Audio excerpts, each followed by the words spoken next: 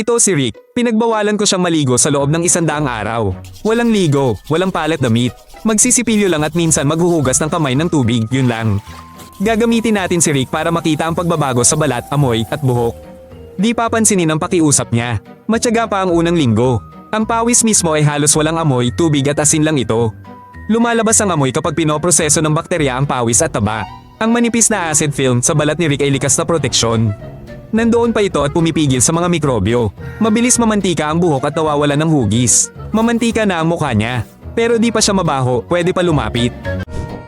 Sa ikalawang linggo, barado na ang mga butas ng balat ni Rick. Barado ito ng sebum, alikabok at patay na balat. Sa mga bahaging kiniskis ng sinturon at kwelyo, namumula at namamaga.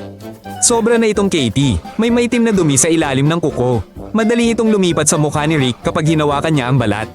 Humihigpit at nagbabalat ang balat sa ilong at noo. Nakatulong sana ang tubig at malinis na tela. Ngunit ipinagbawal ko ito kay Rick. Ika-30 araw. 1 buwan na ang nakalipas. Kitang-kita na ang mga blackheads. Namamaga ang mga ugat ng buhok, nagiging masakit na bukol. Masaya ang bakterya na mahilig sa langis dito. Pinapalala ng gauges ng damit at strap ng bag ang problema. Nasasira ang dingding ng mga butas ng balat. Kumakalat ang laman sa katabing bahagi. Lumalaki ang pamamaga. Ang maruming damit ay parang mainit na greenhouse. Humahawak ito ng tubig at asin. Nagdudulot ito ng pagkiskes. Hindi nahahanginan ng balat. Sa mga tupi, namamaga at namumuti ang balat. Madali itong mangati. Patuloy itong nangangati. Bumibigat at kumakapit ang amoy. Dahil dito, nadadagdagan ng mga lumang amoy. Tinatago lang ng deodorant ang amoy. Pero hindi nito inaalis ang dumi. Ang pagiging tuyo ay nakakatulong sa balat. Ganito rin sa ulo. Nilalangisan ng glandula ang buhok. Nagiging buhol-buhol ang mga hibla. Lumalala ang balakubak. Para sa fungi, ito ay pista dahil sa init at langis. May maliliit na naninirahan na sa mukha at ulo ni Rick.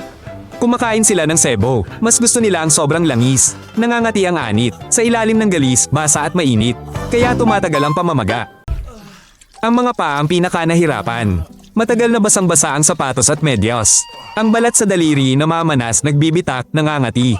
May amoy basa, simula ng alipanga. Pumutit nagbabalat ang kuko sa gilid sa laging basa. Anumang gasgas dito'y bukas sa mikrobyo. Dapat laging palitan at patuyuin ang medyas, ngunit di ito ginagawa ni Rick. Sa ikalawang buwan ng walang ligo, mas matagal gumaling pati kagat o gasgas. Dahil sa dumit mikrobyo ni Rick, dagdag lakas ang ginugugol ng katawan para lumaban. Kumakalat ang normal na bakterya, nagiging maliliit na tagihawat na may nana. Mas nauna ang problema sa kaibigan kaysa sakit. Lumalayo ang mga tao kay Rick, di na nakatutulong ang pabango sa masamang amoy. 3 buwan na si Rick nang walang palaygo. Parang taong kuweba na siya. Gulo-gulo ang buhok, may mumo ang balbas. May mantsa ang t-shirt, matigas ang shorts. Malagkit na at permanente ang amoy. May amag na sa paa, may nana sa balat. Pagod na ang panlaban ng balat. Mas madali na ang iritasyon. Lumalaki ang panganib ng sakit. Nagmamakaawa si Rick para makahilamos. Paano nga ba nabuhay ang mga tao noon? Sa panahong bato, bihira maligo. Nabuhay sila sa labas. Tubig mula sa ilog ang gamit. Pare-pareho lang ang amoy nila. Tinatakpan ng usok at simpleng damit ang baho. Sa Europa noong Edad Media, uso hindi maligo. Masama pang araw ito sa katawan. Sa panahon ng salot, mainit na tubig ay nagbubukas daw sa sakit. Bawal at kasalanan ng paliguan ng bayan. Nagpapalit lang sila ng damit at gumamit ng pabango. Tapos ang 100 araw na walang ligo. Si Rick ay masarap, maingat na nagbabad sa mainit na tubig. Kakalma balat, babalik mikrobyo sa balanse sa ilang araw. Ngunit masama ang sobrang kalinisan. Matapang na sabon tinatanggal protektang taba, sinisira balanse ng mikrobyo. Ang tamang paraan, maligamgam na ligo kung kailangan, banayad na sabon, tuyo at malinis na damit, pagpapahangin. Kaya, huwag maging mabaho. Mag-subscribe kay Rick.